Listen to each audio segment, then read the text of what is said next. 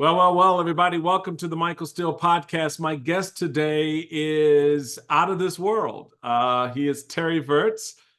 He spent over 7 months in space during his two space flights, piloting the Space Shuttle Endeavour on STS-130 in 2010 and commanding the International Space Station during Expedition 42-43 in 2014 and 2015. He served in the Air Force as a fighter pilot, test pilot, NASA astronaut, and is a graduate of the U.S. Air Force Academy, Embry-Riddle Aeronautical University, and Harvard Business School. He is the author of the great new book, The Astronaut's Guide to Leaving the Planet, and it's really geared towards young readers to sort of reimagine their interest, not just in space, but in learning in math and science. And his other book, How to Astronaut, Everything You Need to Know Before Leaving the Earth. That's also available. But the conversation today, folks, I'm just telling you, we set the politics aside and we just drilled into space and had a little conversation about the Grays. All right, so all of that and more coming up on the Michael Steele podcast right after this.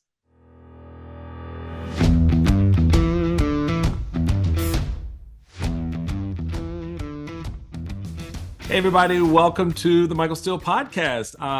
It's always a treat when I have a chance to talk with Terry Virts. He is, as you know, one of that elite group, the men and women who actually got into space and did their thing. He was commander on Expedition 43 for NASA, and I've gotten to conversate with him and get to know him a little bit over the years. And it's a real treat to have you on the podcast, Terry. It's great to be with you again. It's been just saw you in DC recently, but it's good to be on your podcast. Yeah. So, I think, I do a lot of politics, obviously, and you and I have talked politics in the past, and I want to kind of change up the game a little bit, because I think it's really fascinating what's happening right now in space, and how the government and the private sector have merged in this area, where the government has ceded, I think, a lot of opportunity and control, if you will, to private ventures. I have some issues about that. You and I have talked about that in the past. But also just looking at the frontier. This is a new frontier for globally, I would suspect.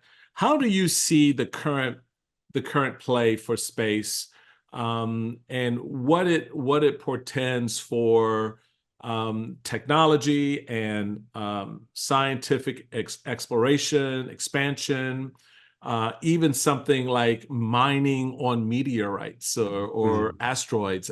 Give us your 10,000-foot assessment of where we are before we get into some nitty-gritty. Sure. So I grew up probably like you and like a lot of people our age. I just loved the space program, and I had books about Apollo, and I was trying to memorize all the missions, and I wanted to be an astronaut when I was a little boy. But I used to get astronomy magazine, and I'd wait, and it would come in, and I'd bring it in, and I'd read every page about Voyager or whatever. Right. There just wasn't that much content. And if you like space now, we have these iPhones, you can go on social media accounts, you can go to websites, you can probably see Mars live. I was at JPL a couple weeks ago. It's amazing. If you're into space, this is the golden age, because there's so much happening. So it's a really good time. And things are changing. Back when we were kids, it was government only. Even the contractors, Grumman built the lunar lander, and contractors built these things, but they were, it was pretty much government programs. Right. Now there truly are commercial programs. There are rich guys or really smart 30-year-olds that convince rich guys to give them money, that are doing amazing things in space. And so things have really changed. There's true economic value in space in terms of communication. Starlink, it's a multi-billion-dollar revenue company, selling images of farming or other, intelligence, if you will, imagery of the Earth. There's different ways to make money in space. So there's a lot of things happening. I think it's an exciting time, to be honest, to be a fan of space. What so what do you see, so for example, we've got the International Space Station sort of floating around us now. Mhm. What is that going to be? What does that look like? Do they expand that to be a bigger enterprise? Is that something that eventually goes away and something else replaces it? Particularly given that you have now global interest in space that wasn't there. It may have been there as an interest, but it couldn't be there as a financial Right, proposition for places right, like Russia. And even though the Russians kicked off the space era, they completely collapsed, and the U.S. filled the void. Really became the prime leader in that space. Now China's playing in it. Australia, our ally, is doing a number of things in space, or starting to launch its space program. How do you see those pieces sort of creating what will be a part of the landscape in this new frontier, if you will, regarding space? yeah.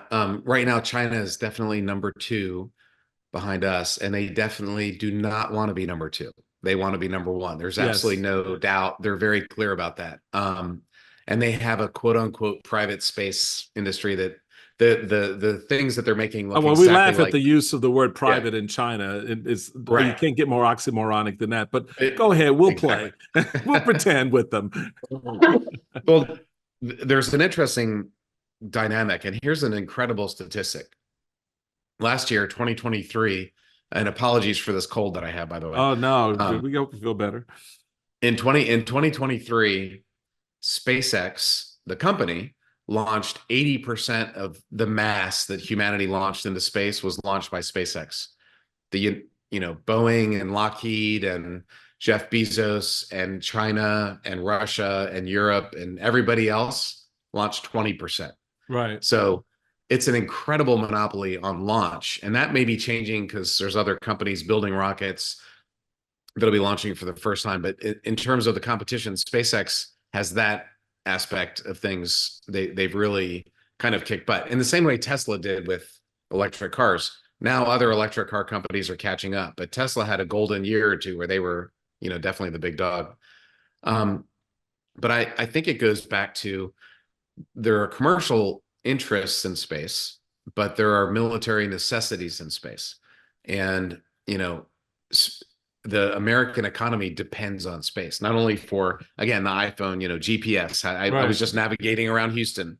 Um, the global financial system depends on space communication. Weather, like it'll be hurricane season soon. There's so many things that we depend on. And it's an asymmetric military threat in that we are completely dependent on it. And Iran and North Korea really aren't. So if they blow up some of our satellites, it won't matter nearly as much to them as it does to us. So it's not only a commercial interest, but it's a military vital interest to America. There was a great story in the Guardian about you and on the International Space Station, and I love the way it opens up. It goes on the evening of January 2015. Terry Virts, a NASA astronaut on board the International Space Station, decided to pop over to the Russian quarters, catch up with his Russian colleagues, and check out the view. Nothing beats the space station. Absolutely. From this orbiting perch, approximately 250 miles above the Earth, scores of astronauts have waxed lyrical about the beauty of our planet. Its mesmerizing fast motion sunrises and sunsets, its brilliant colors and startling fragility. Talk about that visit. You just decided to just go pop over to the Russians and sort of check out their view of our planet. The other aspect of that is, and not that this is what you did, but I think in a broader sense, the U.S. checking out what everybody else is currently doing and how everybody else is positioning themselves. You mentioned, for example, China wanting to be number one, and I think they can actually surpass the U.S. If we don't stay present in this fight. And this kind of goes to some of the other things that I was saying about the private enterprise portion. But how does all of that play out? That cooperation and relationship that fellow astronauts may have one to the other, right?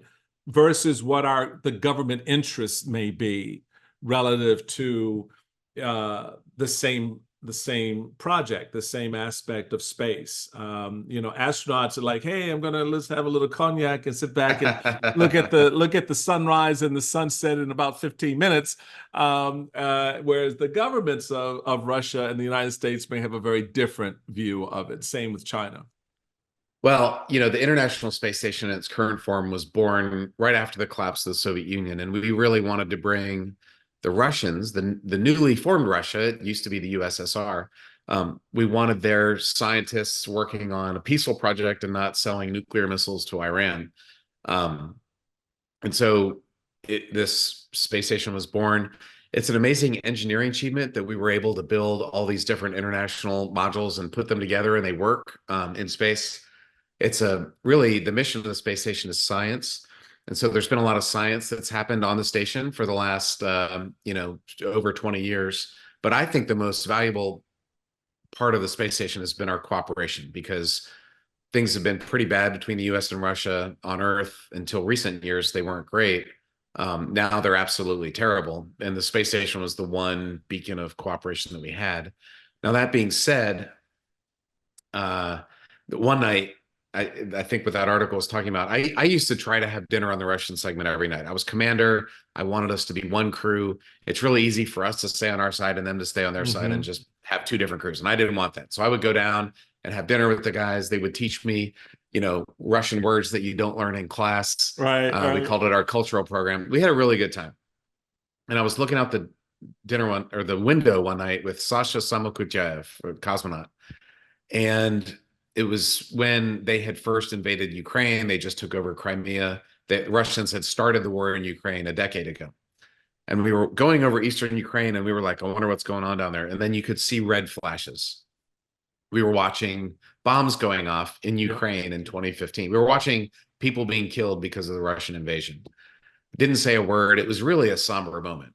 When we came back to Earth, he ended up joining the Duma, and 3 of the cosmonauts that I flew in space with joined their political Congress, the Duma, to support Putin in this war of aggression that they're doing in Ukraine. These men and women that should be the most enlightened humans on Earth are promoting attacking Ukraine, this war of aggression. So it was kind of a poignant moment in space, and it made me realize that just because we're doing these things in the space station doesn't mean that all is well down here on Earth where the rest of us live. Another day, I was down in the Russian segment, and they had left their we have a laptop that has the targets that we're taking pictures of. It's called, or I forgot what it was called, but World Map was the software. And you could go, all right, I'm going to take a picture of Mount Everest or of the pyramids or of the Baltimore. Today the tragedy happened in Baltimore. Right. Yeah. The Francis Scott Key collapse, bridge collapse. It was terrible. Yeah. But anyway, so when I looked, they had their laptop open to Aviano Air Base. So they were taking pictures of the American air base, which really pissed me off, to be honest, because we don't use the space station for military purposes. It's a scientific lab. We do fly DoD experiments, but they're open, they're public. They're not, we're not like spying on people from the ISS. Right.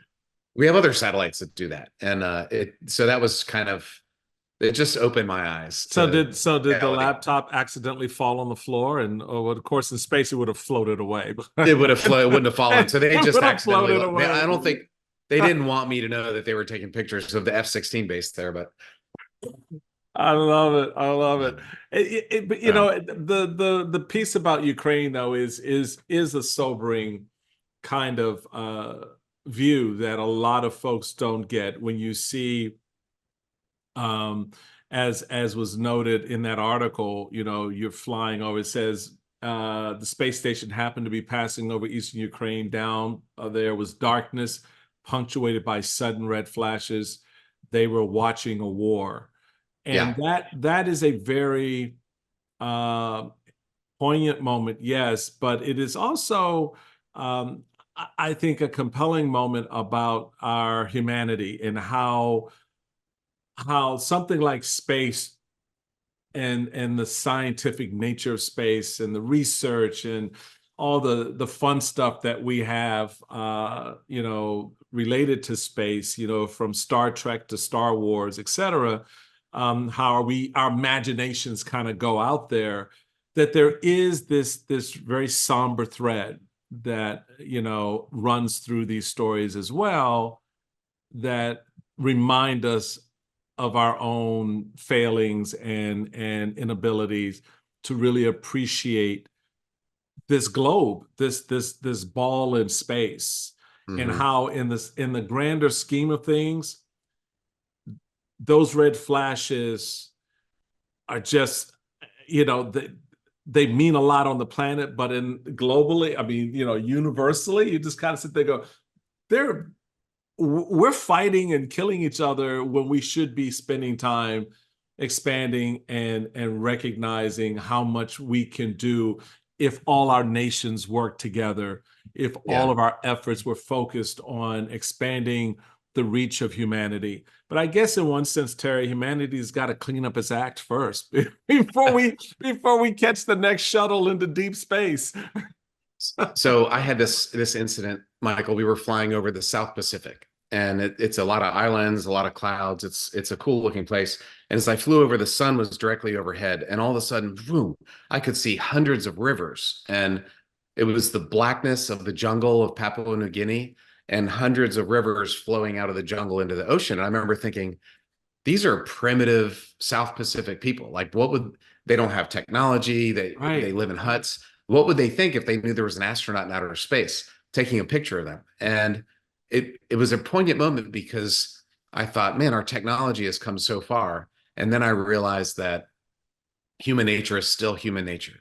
That it And is. you see this in Ukraine, you see this in China with what they're doing. And all I want to do is let's talk about space exploration for your entire podcast. But the reality is, we live here on Earth, and there Yeah. are countries like China and Russia, and they want to be number one. They don't want to be number two. They resent deeply American leadership, and they hate the West and the rules-based order. They want to make their own rules. And you can see this in Ukraine. And I really firmly believe that if Ukraine wins, it's the last battle of World War III.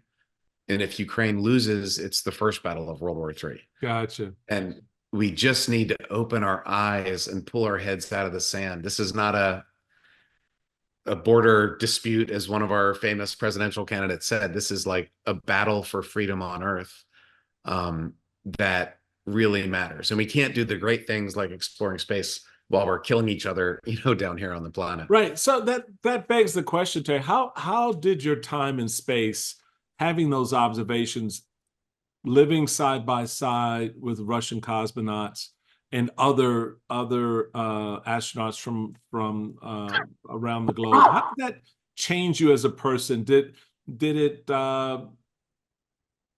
give you a different perspective, not just on the men and women you were in this can with, floating above the planet, but your outlook generally about where we are as a nation of people, and the point you just made that we're still human beings, which means we're still prone to do stupid stuff. Right. Well, that's where if you have a functioning democracy, you can keep that human nature intact. That was what our founding fathers did in the 18th century. They said, hey, human nature really sucks, so let's have strong, Right. Right. institutions. And it works Yeah. really well. It's amazing how well democracy works. So we need to strengthen that. But um, I think the change to your question, how I changed, when you look at Earth, I've got some pictures here behind me. Like, it's just hard to get uptight about the daily grind of life, or celebrities or whatever. I just realized that, man, that planet's been around for a long time. It's going to be around for a long time, so we shouldn't sweat the small stuff. Big stuff like authoritarians on the march across Europe, that's the stuff we need to sweat and fix. Right. But a lot of the daily grind is just not that important. So hopefully I'm less of a stressed out guy, and I'm less of a black and white guy. I Yeah. definitely can see shades of gray.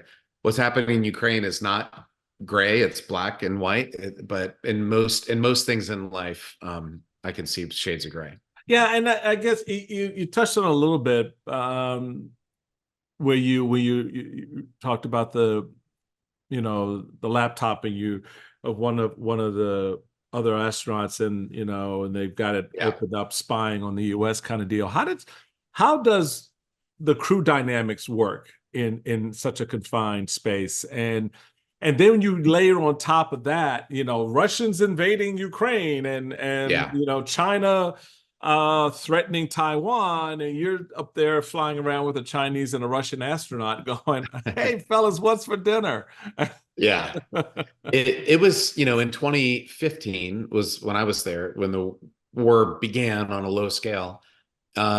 It was a little bit stressful, but these guys were my friends. And, we just said, hey, look, politics is politics. Let's try and stay alive. Like, we're in outer space. Our Right, goal is right. to stay Anything can alive, go not. wrong here. But I think that's really changed. I mean, in the last 2 years, we just launched an American on a Russian Soyuz, and the cosmonaut that launched just gave this vehemently anti-West speech, standing next to Putin, how he was ready to fight, how the West was trying to destroy Russia. Just like, you got to be kidding me, dude. You know better than this. But he's been very outspoken, and they launched a Belarusian cosmonaut, so it's like flying with a North Korean or something crazy. So I think I'm not there right now, so I can't speak for sure, but it's the tension is higher than it was. I know they're being professional. I know, the NASA astronauts are not talking about politics. They're just going to keep the space station operating safely.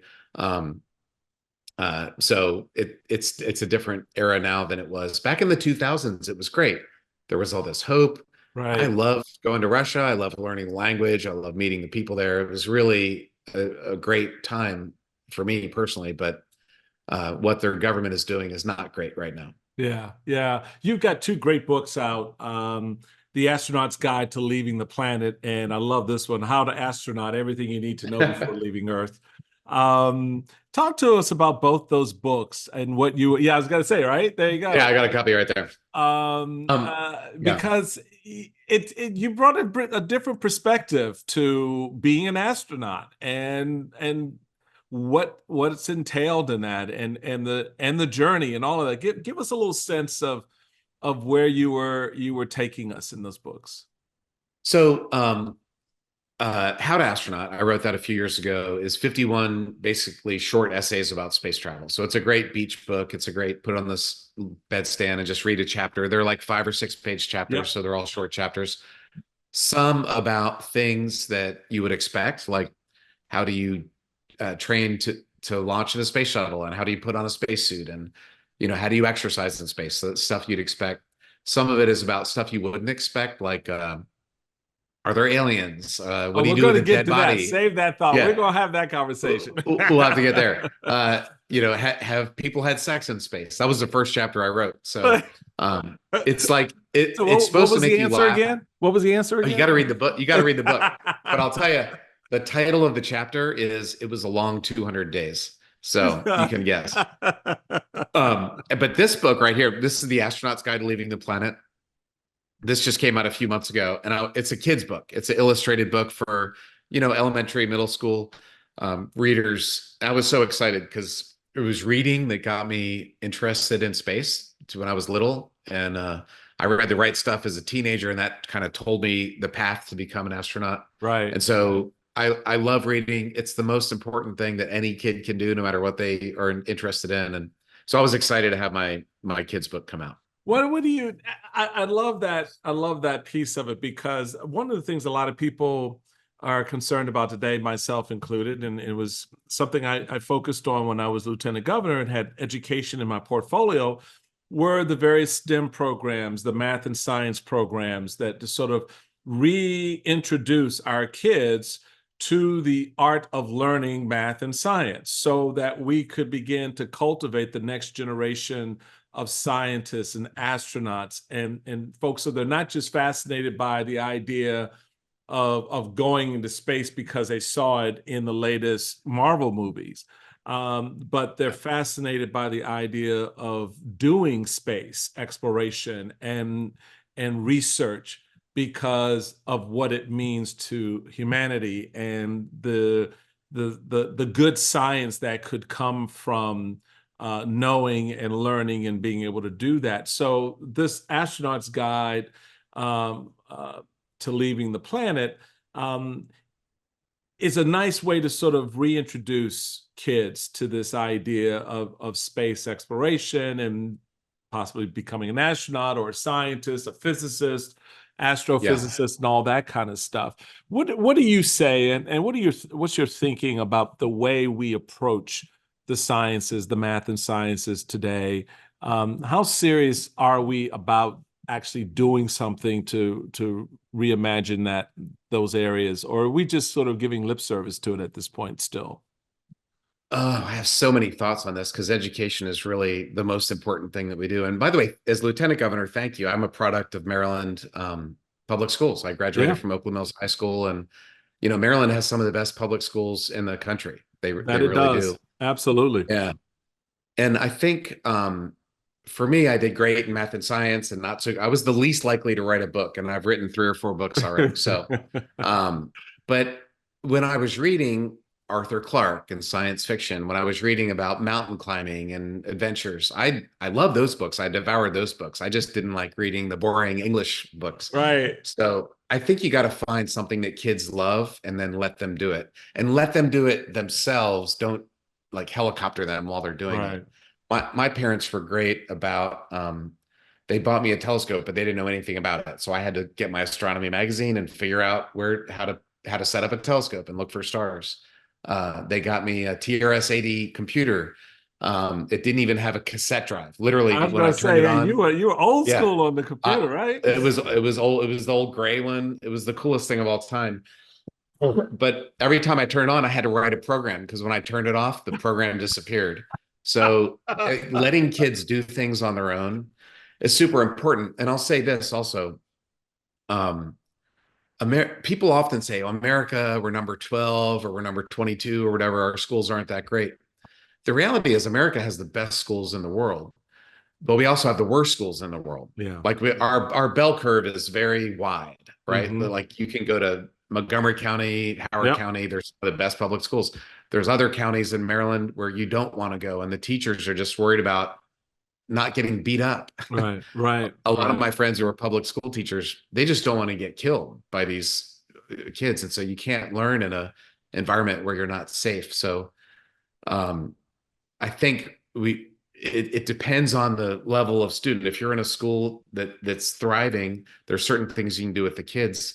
But unfortunately, if you're in that other school, man, those kids don't have much of a chance, do they? Like we have to figure out how to give them the hope to get to a new place. And a lot of the schools that a lot of our kids are in just don't have that. So I don't know, you're the lieutenant governor, you have the ideas. I don't know how Yeah. to do that, No. but it's important. I mean, we have to give that hope, I think. We have the ideas, but I think we also need to level up and push forward individuals like yourself, men and women who have and are doing the science thing.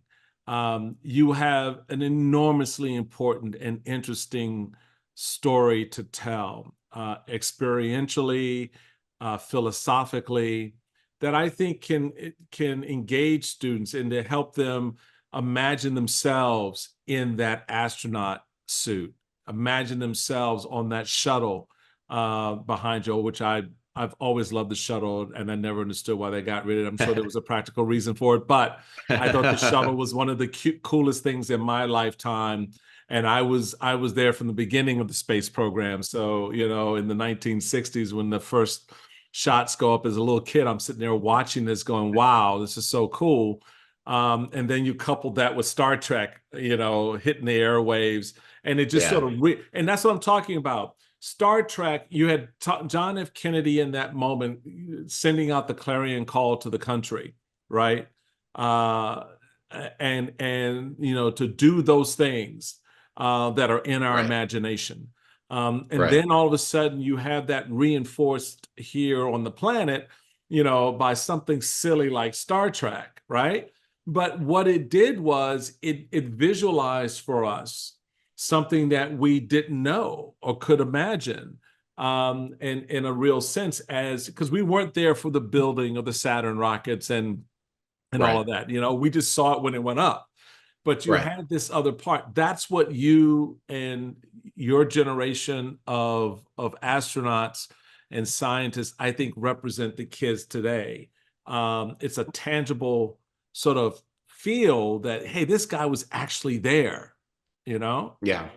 Well, I'll tell you what, it's not only opportunity, which I think is what makes America so great, is because of our opportunity. It's a need. Like the American aerospace industry needs kids to grow up and become engineers and scientists.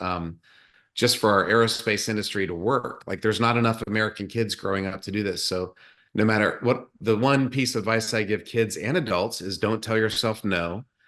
And it doesn't matter what background you have. If there's a dream you have, there will be somebody there that can help you, get to where you want to go.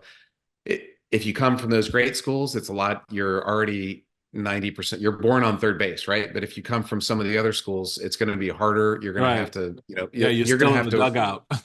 You're still, I know, but you know what? It's possible. And there's a lot of people out there to do, they got scholarships, they have programs, but you're going to have to actively pursue it. But America needs aerospace engineers. We need mechanical engineers. We need people to build these amazing things that the technology that the future has. If you can code, I used to have a podcast. You were on my podcast, and I Yep. had the most amazing story. It was the immigrant story of a Uyghur. So this guy was from China. He got persecuted, made it to America. He was making minimum wage, couldn't afford it, couldn't feed his baby, and he realized that if you could code, you could make $90,000 a year. This was a few years ago. So he taught himself how to code, and now he's running this global company teaching poor people how to code, right? So not only for poor people, but for anybody. If you want a good Right. paying job, if you can learn how to code, like you can get paid. So there are opportunities out there, but sometimes you just have to make them happen yourself. And it's harder when you don't have, the mentors around you, when you're not raised with people going, what college are you going to? It's a Right. lot harder to get to that Right. point. But so we need, you know what we need, Michael, is we need mentors. We need adults talking to kids. Can I tell you, I have a good story. I did a I did a speech with Luke Skywalker and SpongeBob. I love it. So I'm loving yeah, this Mark already. Mark Hamill and the character who plays SpongeBob, I forget his name, were like the hosts at this fundraising gala. It was at the University of Southern California in LA. And they have a program called Neighborhood Academic Initiative. And they take inner city kids, they don't speak English. The requirement is that some family member is attached to them, and they agree to go to Saturday school and after school from seventh grade to 12th grade. And I met these kids graduating from high school. They were as professional as you are. They could be Right. running this podcast. They were perfectly spoken. Their parents were shy. The parents didn't speak English, but these kids had been mentored like to the thousandth degree.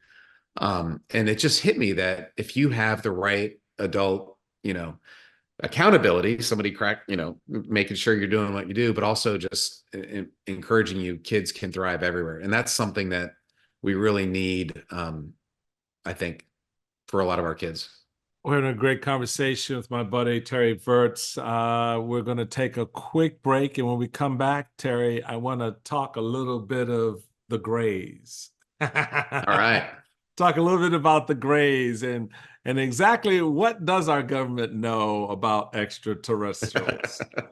More with astronaut Terry Virts right after this on the Michael Steele podcast.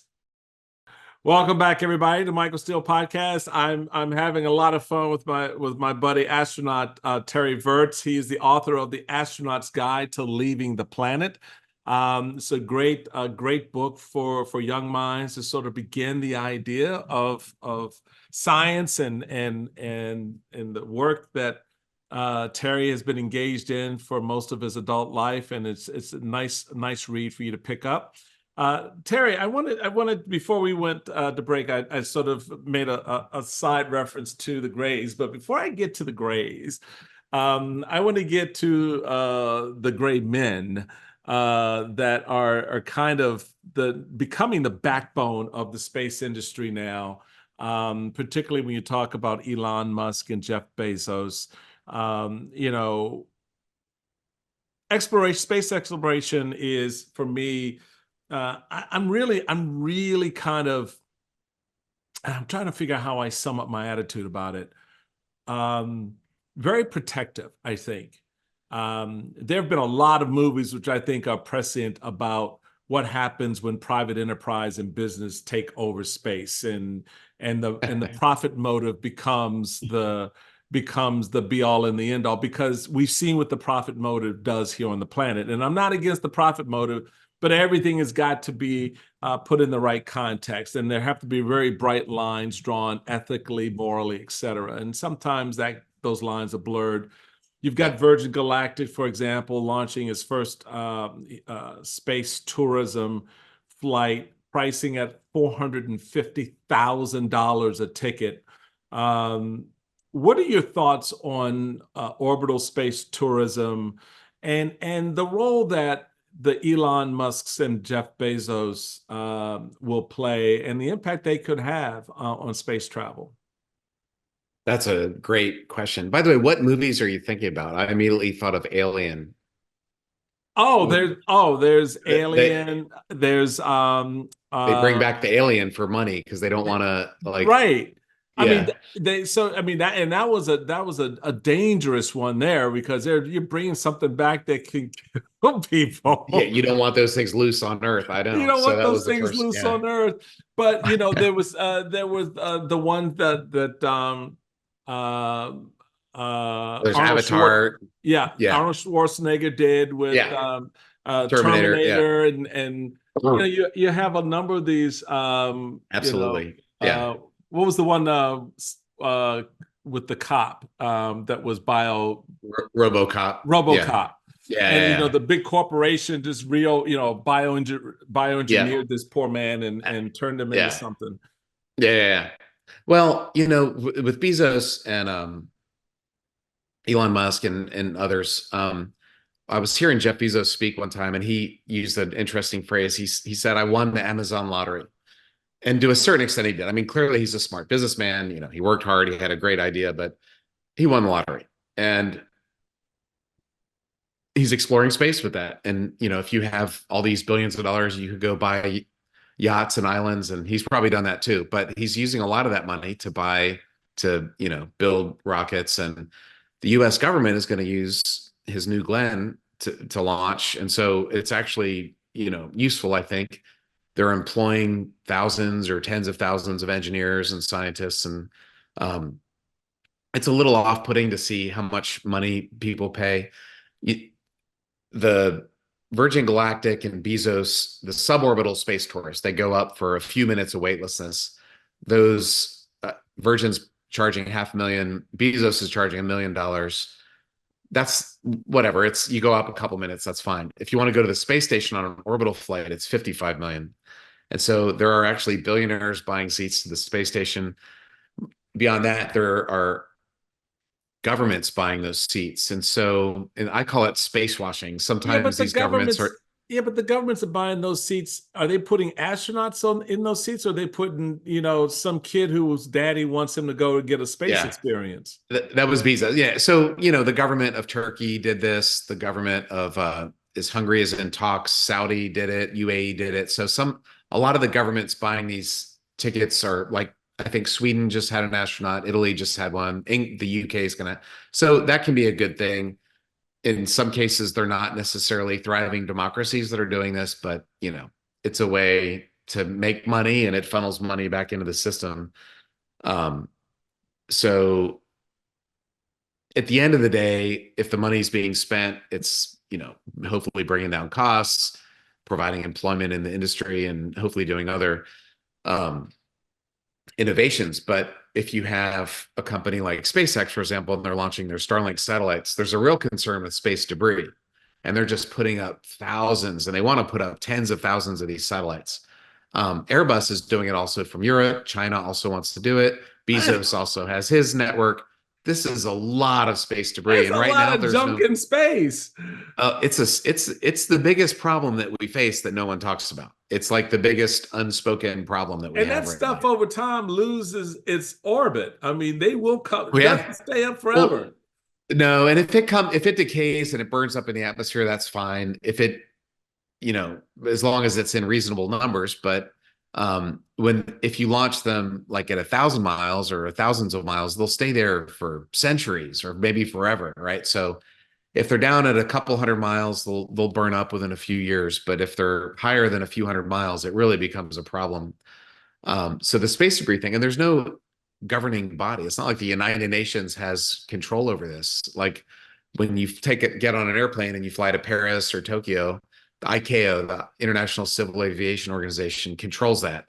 There's nothing like that for space debris. And I don't foresee that anytime soon. The US, Russia, and China are not going to agree on this. And that's unfortunate, but it really leads to a big problem of space debris. That's just crazy. I still, like I said, my admonition about turning this over, our space programs and so forth, over to the private sector, the private market, to me is still very problematic because I just don't trust them. I damn sure don't trust Right. Elon Musk. So I Yeah. just, I mean, he's told me enough But about him that yeah. I wouldn't want him running anything that the rest of us have to rely on. And I give you X as an example. And so it just really for me is something.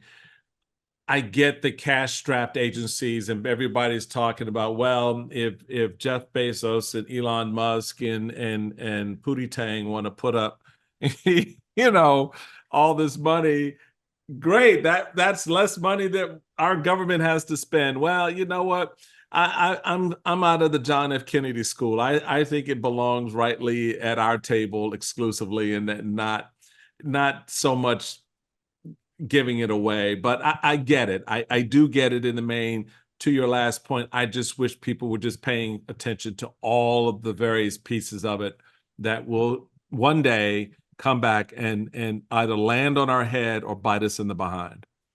To your point about Elon, he's an amazing businessman. He's created incredible companies and really innovated, but he also just basically said we shouldn't be supporting Ukraine. And so one of the biggest defense contractors who gets billions of dollars from the Defense Department just said our defense policy sucks. I mean, can you imagine the Boeing CEO saying that, or the Northrop Grumman CEO Right. saying that, or whatever? And they're so powerful. I don't think we can understand. They're the wealthiest men in history. The five big tech companies, SpaceX, Apple, Bezos. There's just a handful of these trillionaires, and they're unelected, unaccountable. They have boards of directors that they all handpicked, and they're all tech bros, and the board is just eager to do anything they say. So unaccounted, unchecked power, it doesn't work out well for guys like Vladimir Putin or President Xi, and I don't think it works out well in the business community either. Yeah, yeah. So let's move on to something a lot less scary, and that would be extraterrestrials. Oh, aliens. I was going to say Aliens, aliens. Yeah. yes. Yay, we're at the fun part of the program. Are there aliens? Are we hiding any of them? Do we know where they are? I bet they're in the ocean. Okay, let's go. I could talk forever about this. So, well, what I'll say is everybody talks about Area 51, but Area 52 is the one you really want to know about. That's what you want to know. Thank you. Thank you. Thank you. So I See, got a few thoughts about aliens. I was thinking about this the other day, and it struck me that, if aliens wanted to kill us, they would have already killed us. Yes. Right. And if you were an alien society that was so aggressive that you had to fly across the galaxy just to kill people on some planet, you wouldn't exist because you would have nuked yourself to death, right? Like societies that are that aggressive would cease to exist eventually because they would just consume themselves and kill themselves. Right. So I think if we ever meet aliens, honestly, I think it's going to be Mr. Rogers. They're going to be, enlightened aliens, because if they were like the aggressive kind, they would never make it across the galaxy. But that's not to say there aren't some aggressive ones out there. Yeah, but they. I mean, hell, we're aggressive on this planet. I mean, But we haven't made it out into the solar system. But I mean, can imagine. Okay, so take the current makeup of mankind, right? Yeah. And then but we have the technology to hit a wormhole and get to another part of the galaxy, right? Right. What do you think we're gonna do when we get there? Oh, like my story from Papua New Guinea, our technology has been amazing, but human nature is still human nature. That's it. People are selfish, they want what they don't have. Um, so yeah, I don't in Star Trek it was like this enlightened society and everybody was perfect and whatever. We're not to that Star Trek level of enlightenment yet. And I don't know that we ever will. Human nature is human nature. And so that's why I'm a big fan of democracy, because you can build the checks and balances to keep that human nature in control. And even if you have a guy that really wants something, the system doesn't let him get it because Right. we have balances. Um, so that just struck me that aliens, would probably not be the aggressive type because they wouldn't last long enough to But come this have far. they But been here? And did they build the pyramids? I was gonna say, man, it took me. I'm gonna show you a picture. It took me 199 days to get a picture of the pyramids. I waited and waited and waited, and You're I like was in space flying for around. 200 You're days. like, I leave on the 200th day. I got to get this photo. Literally, it was the day before I left, and I got this picture of the pyramids, and I was so proud. So for those of you Oh listening, you man, can look see at that. that. And folks Yeah, who are listening to this, you got to come over to the YouTube channel and check this out. It's worth it. Look at it was that. pretty cool. So, I don't know. These videos that these Navy fighter pilots had are amazing. That Yeah, stuff. they got the they come the thing. Airplanes don't do that stuff. Right. I mean, is that something maybe our government has technology that they're testing, developing, and that that we don't know about today? It's like the what was that? The one, the bomber, the not The the the B-2 bomber. B-2 bomber that Yeah, folks, and it was stealth technology and nobody yeah, knew, and then all of a sudden everybody's yeah, like, oh, okay, that's pretty cool, you know? yeah. It was funny. It was at Edwards Air Force Base on the south side of the base. Is the fighters were on the north side, the bombers and tankers were on the south side, and the building that was the B-2 building was shaped like a B-2. So they built this concrete, triangular B-2 shaped building. Everybody's like, what the And hell they got in there? so when the Russians were flying their satellites over, and I think they did that after we knew that the Russians knew. But we built this building just to kind of, let the Russians see what our bomber looks like. I love it. I love it. Yeah, because So, yeah. so did all of your experience in space kind of influence your views on this subject? I mean, on a serious tip, I mean, Yeah. it, cosmically, you're saying that we're just on this little dot in space, and all this life here. So the prospect of life existing in whatever form Yeah. somewhere beyond our reach right now, number one, and then just the idea that there are civilizations potentially that are well more advanced than we are, have traveled as we are seeking to do, right? Trying to get to the edges of our galaxy and beyond, developing. We just sent. I'm still curious about remember they shot the car into space with the astronaut sort of Oh yeah. driving Yeah. on his way to the sun. No one's talked Yeah. about that. I wonder how's that journey going. How's that Um, Tesla going? How's that Tesla But doing on its way to the yeah. sun? So, I mean, clearly we have this idea of expanding the limits and of our reach, right? Surely some other civilizations have and are doing the same, which begs the question, have they been here? And they looked at us and go, "Oh, poor little ting tings. We'll wait until they grow up, or Right. let's settle in and see how they develop, and maybe give them a tip here or there that our government has stashed at Area 52." So Like how I did that, right? again, in How to Astronaut, I write about this. So I've Right, got a and have an couple of astronaut theories. write about it. Exactly. Yeah.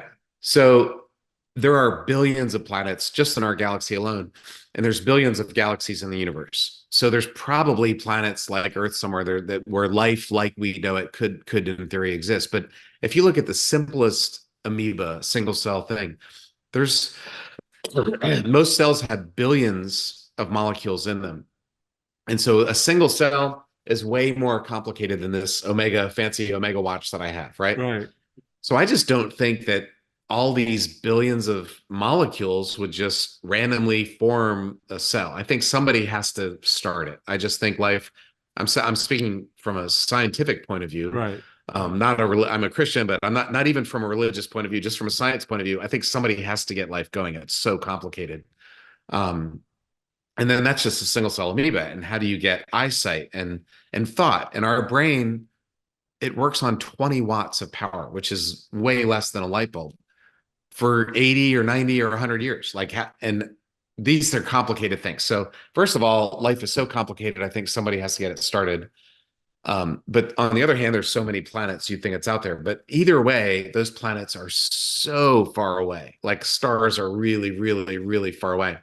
One of the guys on my podcast, a guy named Chris Mellon, had an interesting theory that these they call them tic tacs, these things that the Yes. Navy Yeah, because pilots they look saw. like a little tic tac. Yeah. They look like little tic tacs, and so he hypothesized that maybe these are just drones. You know, like if you wanted to see what was in the galaxy, you could send out drones to all the planets and wait for hundreds or thousands of years and for them to send information back. Like remember in The Empire Strikes Back, that drone was looking for Luke Skywalker, and Yes. then all the bad guys came to kill him on the ice planet. So, maybe they're drones that some civilization sent out, and maybe humans are starting to get capable. We're able to fly into the solar system. We have nuclear weapons. We have our whatever. We're advancing Yeah, we're technologically. advancing. So maybe we're of interest now to to come down. I love the Far Side. We're kind of the Far Side age. So they used to have the aliens looking at humans in their little glass jars. So maybe it's time for them to come look at us. I don't know. Those planets are really, really, really far away. So you wrote in 2018 about the need of a US Space Force.